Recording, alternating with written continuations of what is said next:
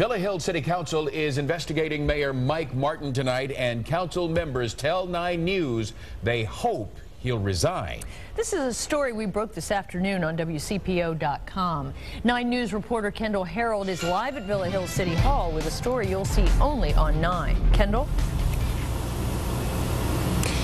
Late this afternoon, Villa Hills Mayor Mike Martin told me he's not resigning. That's even after allegations of retaliatory behavior and comments, misuse of city facilities, and improper disposal of city property. Now, on top of that, council members tell me he could be costing the city upwards of $100,000 in police overtime. Now, several council members are encouraging Martin to resign tonight, but he tells me today he's not stepping down. I have personally asked him to resign in a call yesterday with him because I feel that it's time that he realizes he is not capable of handling this position.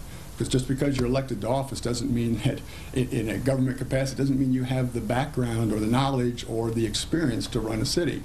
And he's failed to display that. Villa Hills City Councilman Scott Ringo says he's been dealing with what he calls the mismanagement of the city since Mayor Mike Martin took office in January of 2011. It's everything from handling personnel issues. We unfortunately have a difficult relationship between the mayor and the employees, which makes it difficult for the employees to do their jobs. And because of those issues, City Council hired outside attorneys to investigate the mayor.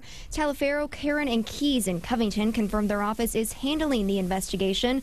But that's not the only issue. The Department of Labor is also investigating the city. Ringo says that stems from a city police officer's unpaid overtime that now needs to be paid. He had chosen not to have his overtime to help the city so it wouldn't have to fork out that kind of money.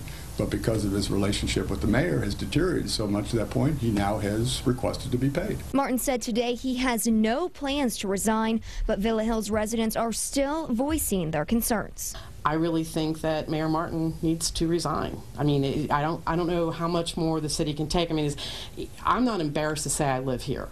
You know, I think that everything that is good about the city exists and continues, and the city will move on from this. Well, again, Martin tells me he has no plans to resign tonight or in the near future. He also told me that he hopes the city can work through these issues.